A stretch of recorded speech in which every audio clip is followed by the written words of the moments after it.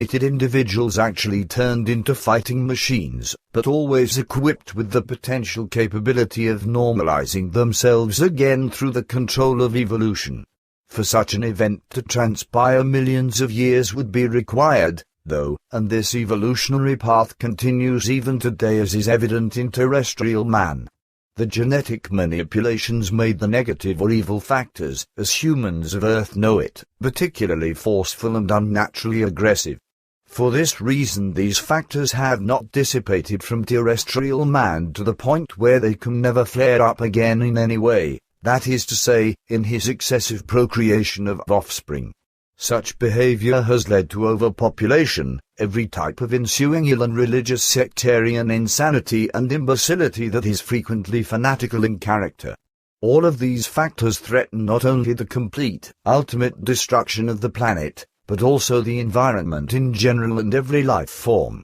Terrestrial man's thoughts and actions represent the regressional phase toward the condition of the genetic manipulation whereby everything degenerates and becomes excessive, just as it did in earliest times. The creator overlords, at the time, discerned another reason for eliminating the genetically manipulated people. This regressive phase is manifested ever more powerful in military action, militant matters or religious sectarian machinations. Military practices, political hate campaigns, religious sectarian fanaticism and every type of crime generate a loss of control over the positive, which is consumed and suppressed by the negative. This turmoil spawns a state of negative evil frenzy, which is then indulged in and pursued without restraint. In ancient times, men and women were equal regarding their capability and energy to live, fight and do other things. Hence, there was neither a distinction between men and women in those aspects nor in their work sites or types of tasks they performed, although men relieved the physically weaker women at strenuous chores. Women and men were equal in every way without there being any discrimination whatsoever between the sexes, as long as biological differences and related details, which were, of course, considered and observed even in your times. Even then, therefore, women were mainly responsible for maternal duties and household tasks when they were married with offspring. If this did not apply, women performed the identical tasks as the men. Both women and men held government posts. Male staff members were incorporated into the team to the extent that men and women always governed in equal numbers and shouldered responsibilities together. Therefore neither one man nor one woman controlled the government.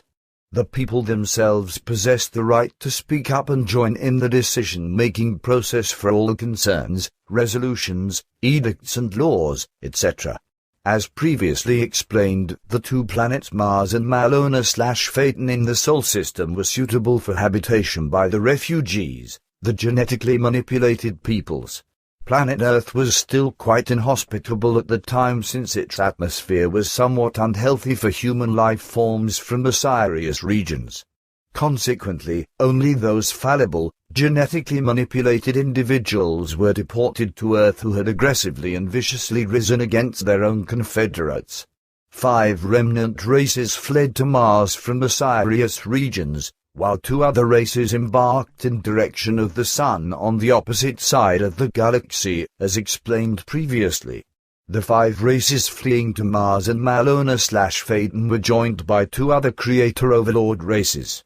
These 2 other races had not yet been genetically manipulated, of course, and had no changes made to theirs.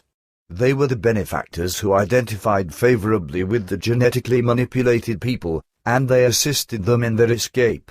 Their origins are traced to 2 different overpopulated planets in the Sirius regions where everyone was prohibited from procreating. As a result, every child born was murdered and the offending parents were sterilized and banished. The exodus of the genetically manipulated refugees from the Sirius regions took place over an extended period of many thousands of years, and they were constantly hounded by their pursuers until they finally found an appropriate hideaway in the Sol system, far from their pursuers' reach and sight. A similar fate awaited the other 2 refugee groups who settled beyond in the galaxy. Indeed, both refugee groups experienced harassment during their many years of flight, which most of them spent in spaceships as they traveled through the galaxy. During their travels, revolutions and power struggles broke out, and, as a consequence, the genetically manipulated peoples lost not only all of their previously accumulated knowledge, but also the evidence of their ancestral heritage. Appalling dramas befell them and led to cannibalism throughout all of their spaceships. As a result, the ancestral indications of the genetically manipulated peoples, the future terrestrial humans, was lost. This knowledge consisted also of information regarding the creational natural laws and directives, among other things. Great confusion ensued that led to further problems in face of the knowledge about the dangers of their pursuit. This knowledge was passed down from one generation to the next.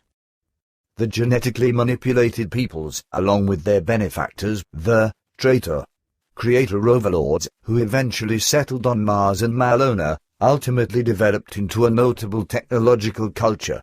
Unfortunately, they were not able to protect themselves sufficiently and one day were forced to flee from the planets.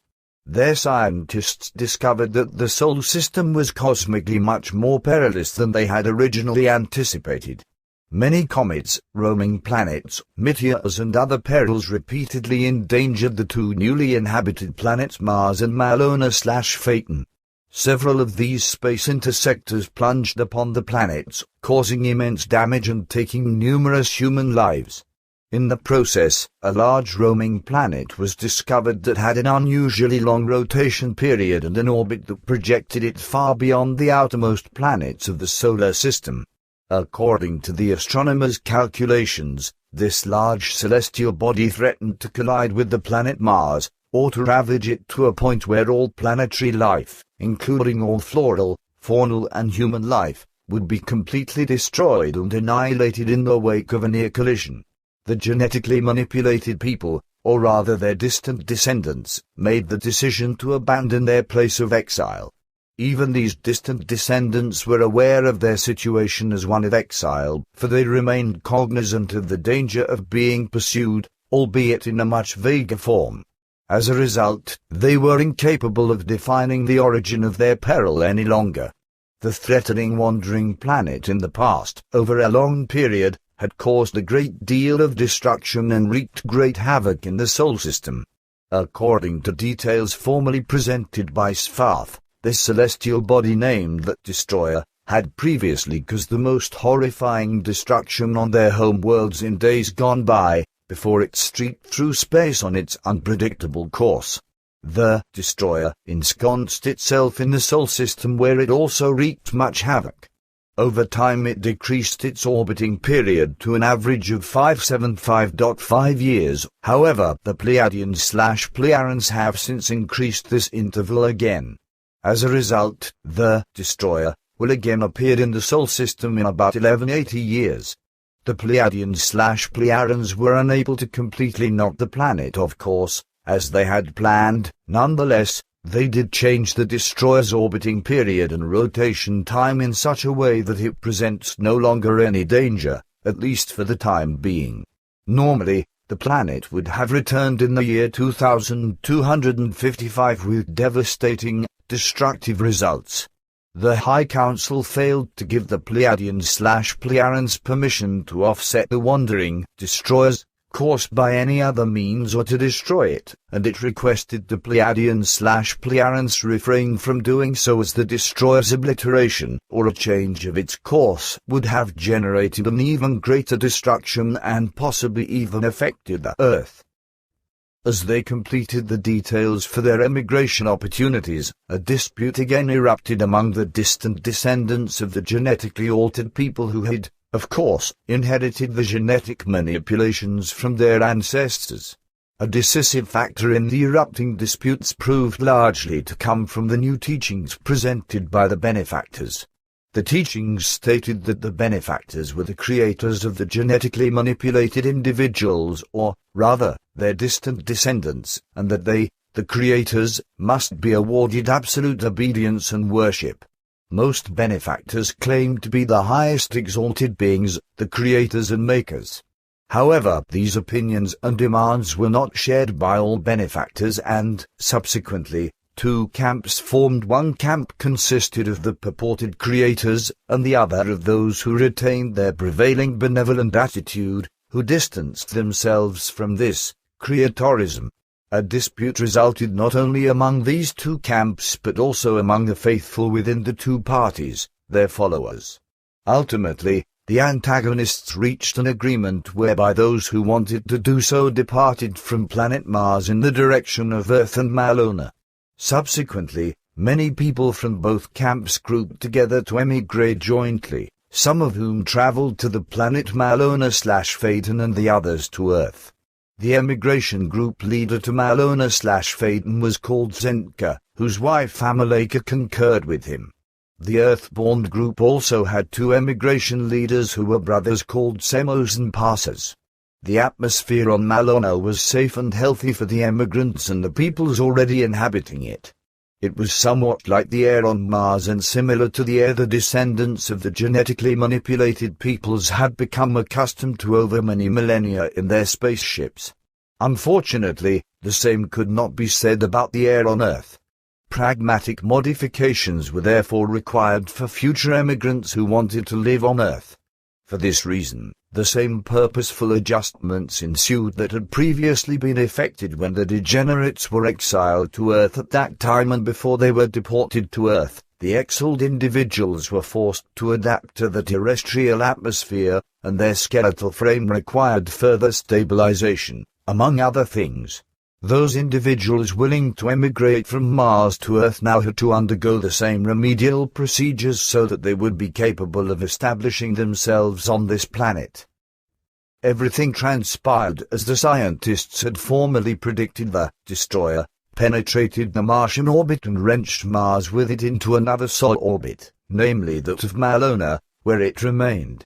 Subsequently, Malona drifted away, however, because of the destroyer's powerful forces, but managed to exist in this orbit until the time when it was destroyed by its inhabitants many millennia later, and became the asteroid belt. During this drifting catastrophe, the inhabitants of Malona were decimated from approximately 470 million humans to barely 14 million. However, they were able to recover somewhat, and by the time they destroyed their planet, their population had increased again to approximately 52 million. The refugees on Earth lost contact with the people on Malona and Mars, which became completely desolate, and its remaining inhabitants perished. Individuals from the benefactor group who previously had demanded that they be exalted and worshipped, fiercely spread their false teachings and never again allowed the well-disposed benefactors to gain any power. In this manner, the creator overlords were then capable of putting on the airs of terrestrial man's creators, rising to power and spreading their insane religious doctrines, which, however, contained an absolutely novel yet equally false history of humankind's origin, history and belief. Its purpose was to definitively destroy and lose all data of mankind's true descent in the event that someone else would attempt to secretly glean the information from somewhere. Of course, the true benefactors did not allow this occur. They fought back by inventing their own religious creeds and disseminating them among the now numerous terrestrial human beings. They were hoping that through their new belief system, humans would learn to search for the genuine truth, to grasp and comprehend everything that is truly creational and natural, and they envisioned their situation turning to the better. To this end, the true benefactors coined the phrase, "The teachings shall be produced for the human beings on Earth, so that they may destroy the impurity and degeneration within their abused bodies." However, in these teachings, as in the teachings by the creator overlords, there lay the secret hope that these various philosophies of faith and religious doctrines would form a monumental hindrance, whereby the distant descendants of the genetically manipulated peoples would limit the size of their population to tolerable and responsible numbers. An alternate motive behind this was that the manipulated peoples' descendants would neither rise against the creator overlords, nor the still benevolent benefactors in order to gain control over them, among other things. The benefactors did not want the descendants to prematurely evolve to the point where the descendants have the capability to fly once more into space with the help of a too rapidly expanding,